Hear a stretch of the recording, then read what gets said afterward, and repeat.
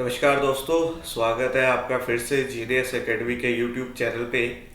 आज हम करने जा रहे हैं इंग्लिश की पार्ट 2, जो कि रहेगा वर्ब और ऑब्जेक्ट के ऊपर। जैसा कि आप सभी जानते हैं, हमने पार्ट 1 ऑलरेडी डिस्कस कर लिया है, जिसमें हमने बेसिक सीखा था पार्ट्स ऑफ स्पीच का, कि पार्ट्स ऑफ स्पीच होता क्या है और कौन कौन से पार्ट्स ऑफ स्पीच है जो हमें पढ़ने चाहिए। आज की जो वीडियो रहेगी वो रहेगी आपके वर्ब और ऑब्जेक्ट के ऊपर। तो जिन्होंने भी पार्ट 1 नहीं देखा है वो सबसे पहले पार्ट 1 देखे, फिर ही पार्ट 2 से वीडियो को देखे। तो चलिए शुरू करते हैं आज की क्लास। सबसे पहले जो भी बच्चा एमटीएस के बैच में एनरोल होना चाहता है, चाहे वो ऑनलाइन हो ऑफलाइन हो, जल्दी से जल्दी एनरोल हो जाए। हमारा प्राइस ये लिखा हुआ है और आप हमें विजिट कर सकते हैं यहाँ पे, ठीक है। तो शुरू करते हैं आज की क्लास। तो सबसे पहले जो चीज़ हम डिस्कस करेंगे वो है वर्ब। एक्चुअल में वर्ब होती क्या है? तो मैं बोलूँ तो वर्ब होती है जो हमें बताती है हमारा स्टेट ऑफ एक्शन। जितने भी हम एक्शन करते हैं वो चीज़ कौन बताती है? हमें हमारी वर्ब बताती है, ठीक है। अगर मैं यहाँ पे डेफिनेशन देखूँ तो मैंने लिखा है any word that denote action is called verb, ठीक है। ऐसा कोई भी शब्द जो हमें क्या बताए, हमारा एक्शन बताए, उसे हम क्या कहते हैं?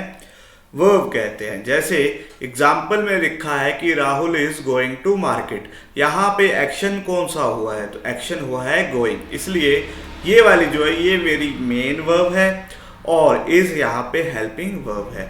अगला एग्जाम्पल राधिका प्रेज। राधिका यहाँ पे क्या एक्शन कर रही है? राधिका यहाँ पे प्रे कर रही है, इसलिए ये मेरी क्या है? वर्ब है। तो देखा जाए तो वर्ब क्या होती है? जितने भी हम एक्शन करते हैं उनको वो क्या करती है? डिनोट करती है, हमारे एक्शन को डिनोट करती है, ठीक है।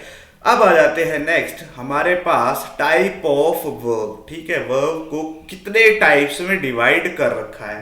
तो आपके सामने यहाँ पे एक चार्ट दिख रहा होगा जिसमें डिफरेंट टाइप की वर्ब लिखी हुई है, जैसे कि main verb, auxiliary verb, modal verb, helping verb, transitive intransitive, regular irregular, finite non finite. ये सारे के सारे क्या है? हमारे वर्ब के टाइप्स है, ठीक है। लेकिन अभी हमें पूरे के पूरे नहीं पढ़ने हैं। जब पूरा डिटेल में चैप्टर हम करेंगे, जिस दिन मैं पूरा डिटेल में चैप्टर करवाऊंगा उस दिन मैं आपको पूरे डिटेल में बताऊंगा ये क्या होता है, इसका क्या काम है, ये कहाँ पे यूज होगा, ठीक है। फाइनाइट नॉन फाइनाइट क्या होती है, ट्रांजिटिव इंट्रांजिटिव क्या होती है। अभी आपको जो चीज़ जाननी है उसमें से सबसे पहली चीज़ आ जाती है प्राइमरी वर्ब, ठीक है। अब प्राइमरी वर्ब किसका पार्ट है? अगर मैं देखूं तो जो प्राइमरी वर्ब है हमारी, वो वर्ब का ही पार्ट है, ठीक है। वर्ब के चैप्टर के अंदर ही आती है। इसमें जो सबसे इंपॉर्टेंट चीज़ है वो है बी की फॉर्म, ठीक है। सबसे पहले हमें याद रखनी है बी की फॉर्म। तो बी की फॉर्म होती है is, am, are, was, were, be, been, being, ठीक है।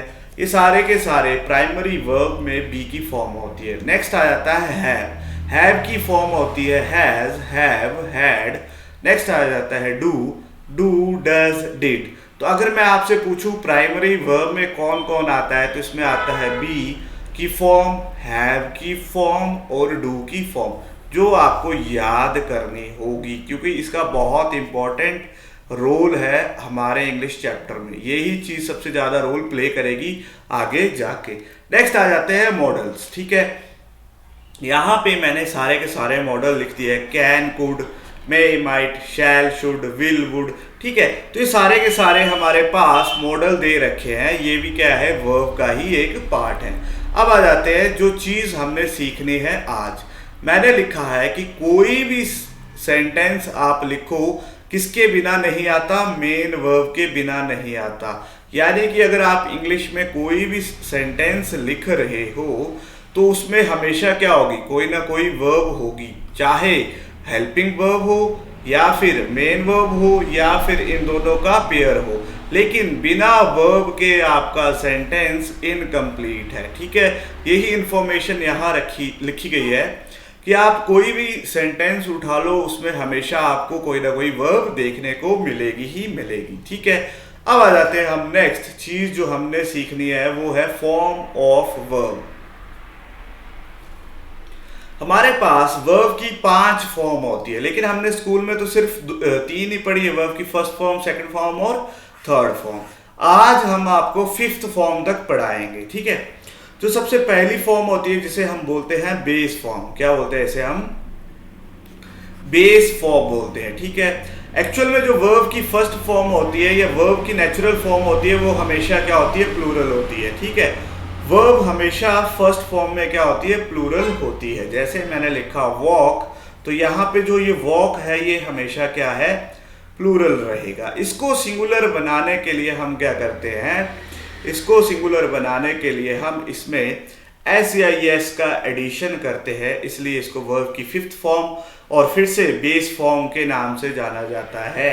हमारे पास 2 बेस फॉर्म होती है, एक होती है प्लूरल, जब उसमें एस या एस ऐड कर दिया तो वो क्या बन जाती है? सिंगुलर फॉर्म, और वो होती है वर्ब की 5th फॉर्म, ठीक है। 4th फॉर्म जो होती है जिसको हम बोलते हैं ING form, second form past form और थर्ड फॉर्म होती है पास्ट पार्टिसिपल।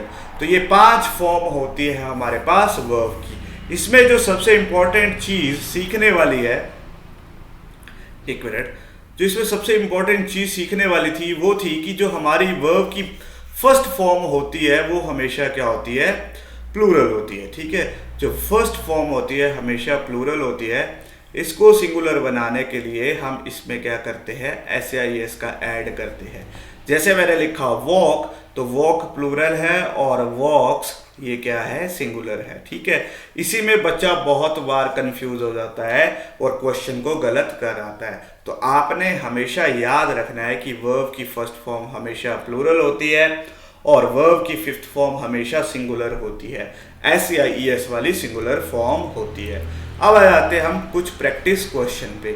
यहाँ पे मैंने कुछ क्वेश्चन लिए हैं। जैसे सबसे पहला क्वेश्चन है he is going to college. अगर मैं सेंटेंस को पढ़ूं तो आप इसमें सबसे पहले आइडेंटिफाई करो कि एक्शन कौन सा हुआ है। अगर आप इस क्वेश्चन को ढंग से देखते हैं तो आपको पता लगता है ये वाला जो है ये हमारा क्या बता रहा है? एक्शन। लेकिन एक्शन के साथ यहाँ पे इज आई हुई है जो कि हमारी क्या है? हेल्पिंग वर्ब, और ये वाली कौन सी आ जाएगी? मेन वर्ब, ठीक है।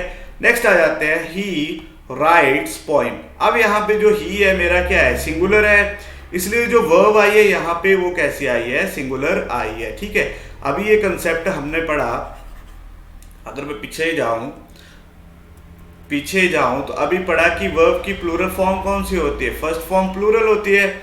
इसको सिंगुलर बनाने के लिए एस या एस को ऐड करते हैं। वही कंसेप्ट यहाँ पे है कि जो ही हमारा सिंगुलर है, इसके लिए वर्ब कैसे आएगी? सिंगुलर, ईएस वाली फॉर्म सिंगुलर, और ये हमारा क्या बता रही है कि वो एक्शन कौन सा कर रहा है? लिखने का एक्शन कर रहा है, इसलिए ये भी क्या है? एक वर्ब है, ठीक है।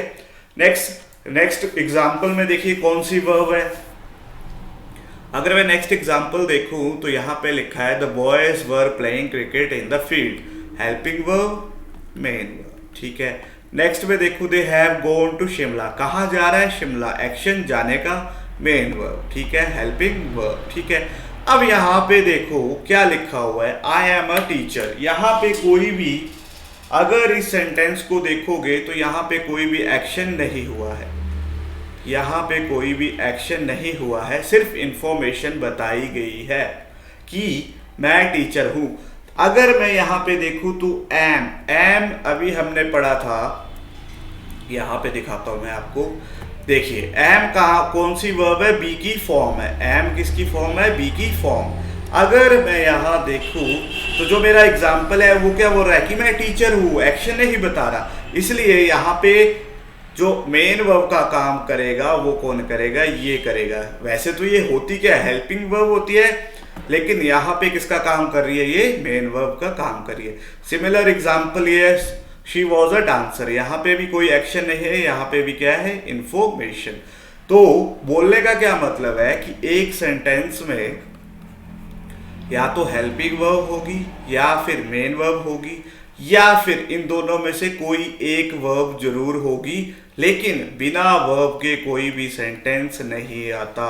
ये चीज आपने याद रख लेनी है। क्लियर है यहाँ तक? चलो फिर आगे चलते हैं। अब जो आगे हमारे पास चीज आ जाती है उसको बोलते हैं हम ऑब्जेक्ट। ठीक है, अभी तक हमने क्या पढ़ा, वर्ब पढ़ा, अब नेक्स्ट चीज पढ़ेंगे ऑब्जेक्ट। ठीक है, इतना याद रखना कि जो ऑब्जेक्ट होता है ये सिर्फ दो ही चीजों का होता है। मैं यहाँ पे लिख देता हूँ, जो हमारे पास ऑब्जेक्ट होता है ये सिर्फ दो ही चीजों का होता है, एक होता है वर्ब का और दूसरा होता है प्रेपोजिशन का। ठीक है, इन दो ही चीजों का ऑब्जेक्ट होता है। अब देखते हैं सबसे पहले वर्ब का ऑब्जेक्ट, कैसे हम उसको आइडेंटिफाई करेंगे।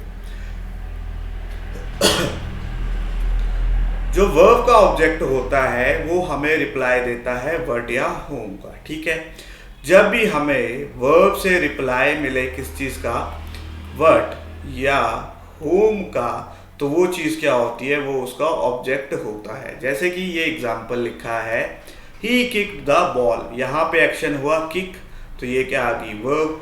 अब मैंने इससे क्वेश्चन पूछा, ही किक्ड व्हाट, यहाँ से मैंने क्वेश्चन पूछा ही किक्ड व्हाट, उसने किसको लात मारी, तो आंसर आया द बॉल।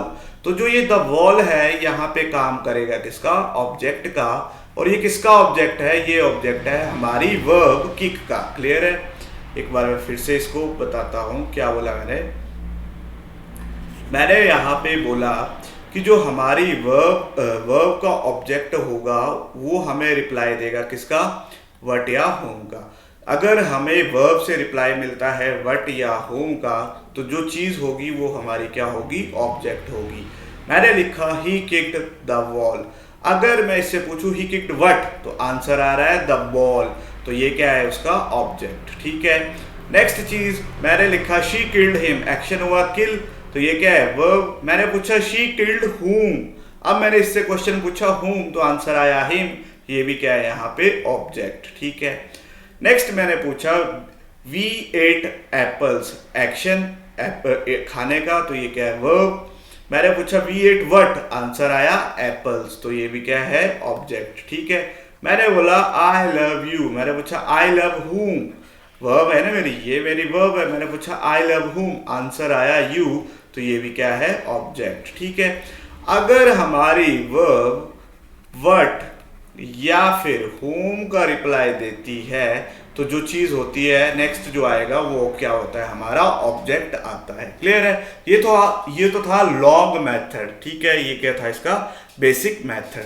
अब आ जाते हैं शॉर्टकट पर। जो हमारा ऑब्जेक्ट है वो सिर्फ दो ही चीजें होती है, या तो वो नाउन होता है या फिर प्रोनाउन होता है। क्लियर है, अगर वर्ब के डायरेक्ट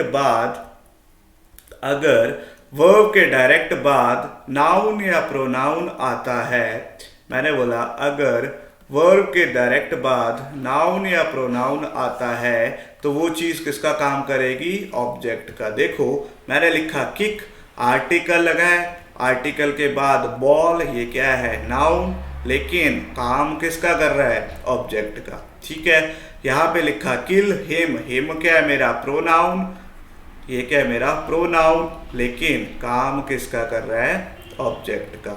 यहाँ पे लिखा एप्पल, ये भी क्या है मेरा नाउन, लेकिन काम किसका कर रहा है, ऑब्जेक्ट का। यहाँ पे लिखा यू, ये क्या है मेरा प्रोनाउन, लेकिन काम किसका कर रहा है, ऑब्जेक्ट का। अब आपको व्हाट या होम का रिप्लाई देखने की जरूरत नहीं है। क्यों, आपने बस इतना याद रखना है कि अगर ऑब्जेक्ट है तो वो कौन होगा, या तो नाउन होगा या प्रोनाउन होगा, इनके सिवा कोई भी चीज आ जाए वो कभी भी ऑब्जेक्ट नहीं होती। वर्ब के डायरेक्ट बाद आपने देखना है नाउन प्रोनाउन, वही आपका क्या होगा, ऑब्जेक्ट होगा। क्लियर है यहाँ तक। तो ऑब्जेक्ट ढूंढना हमने सीख लिया है, किसका हमने सीखा अभी तक, सिर्फ वर्ब का ऑब्जेक्ट। ठीक है, अगर वर्ब का ऑब्जेक्ट सीख लिया है, अब आ जाते हैं हम प्रेपोजिशन के ऊपर। तो प्रेपोजिशन के बाद भी ऑब्जेक्ट आएगा, लेकिन ऑब्जेक्ट बनने का काम नाउन या प्रोनाउन। ठीक है, जैसे मैंने बोला शी केम ऑन, ऑन यहाँ पे क्या है, प्रेपोजिशन, ऑन मेरी प्रेपोजिशन, उसके बाद आ गया टाइम जो कि काम कर रहा है ऑब्जेक्ट का। क्लियर है, मैंने बोला I am going to Shimla, अब गोइंग के बाद क्या आया हुआ है, वर्ब है ना, गोइंग के बाद आई है प्रेपोजिशन, प्रेपोजिशन के बाद शिमला किसी सिटी का नाम यानी कि नाउन, लेकिन काम करेगा ऑब्जेक्ट का। मैंने बोला I saw a sick man, saw क्या है मेरी वर्ब, आर्टिकल लगाया, आर्टिकल किसके लिए आता है, नाउन के लिए, तो यहाँ पे आ गया मैन जो कि क्या है मेरा ऑब्जेक्ट। ठीक है, यहाँ पे ऑब्जेक्ट कौन है मेरा, मैन। क्लियर है। सॉरी एक गलत एग्जाम्पल आ गया, यहाँ पे हम प्रेपोजिशन का कर रहे हैं ना, इस एग्जाम्पल को काट देना, ये कि इसका एग्जाम्पल आ गया, ये वर्ब का एग्जाम्पल आ गया। ठीक है, ये यहाँ पे नहीं आएगा, ये वाला यहाँ पे नहीं आएगा। क्लियर है। अब आ जाते हैं नेक्स्ट। मैंने बोला the Sportster ran away from the meeting, यहाँ पे वर्ब देखी कौन सा एक्शन हुआ है, भागने का, तो ये आ गई verb. Away from the meeting, from preposition, from आ गई मेरी प्रेपोजिशन, प्रेपोजिशन के बाद आर्टिकल और आर्टिकल के बाद नाउन, लेकिन काम किसका करेगा, ऑब्जेक्ट का। क्लियर है। तो जो हमारे प्रेपोजिशन के ऑब्जेक्ट होंगे वो भी कौन होगा, वो भी नाउन और प्रोनाउन होगा। तो याद रखना ऑब्जेक्ट बनने का काम हमेशा कौन करेगा, या तो वो नाउन होगा या फिर प्रोनाउन होगा। क्लियर है। तो आज की वीडियो में हमने दो चीजें सीखी। सबसे पहली चीज सीखी कि वर्ब क्या होती है, सबसे पहले हमने सीखा कि वर्ब क्या होती है। ठीक है, वर्ब क्या करती है। उसके बाद हमने सीखा वर्ब का ऑब्जेक्ट। क्लियर है। फिर आगे सीखा प्रेपोजिशन, तो हमें पता ही था, हमने पहली वीडियो में देख चुके हैं। उसके बाद सीखे प्रेपोजिशन के ऑब्जेक्ट। तो ये आज की वीडियो थी। होप आपको आज का लेक्चर समझ आया हो और आपको पता लगा हो कि कैसे हम ऑब्जेक्ट को फाइंड आउट करते हैं। क्लियर है। अब जो मेरी नेक्स्ट वीडियो आएगी उसमें मैं आपको बताऊंगा कि सब्जेक्ट को कैसे फाइंड आउट करते हैं। अगर आपके पास कोई सेंटेंस दे रखा है तो उसमें सब्जेक्ट कैसे है। ठीक है, अभी तक हमने सेंटेंस देखा, उसमें हमने ढूंढी वर्ब और उसके बाद ढूंढा ऑब्जेक्ट। अब उससे बाद में क्या ढूंढेंगे, सब्जेक्ट। ठीक है, तो अगली चीज जो हम सीखेंगे वो सीखेंगे पार्ट 3 में सब्जेक्ट। होप अगर आपको वीडियो अच्छी लगी हो तो आप इसको लाइक, शेयर और कमेंट ज़रूर करें। और हमारे बैंकिंग और एसएससी बैच में एनरोल होने के लिए इन 2 कॉन्टैक्ट नंबर पे आप कभी भी कॉल कर सकते हैं। आज की वीडियो यहीं तक थी। Thank you.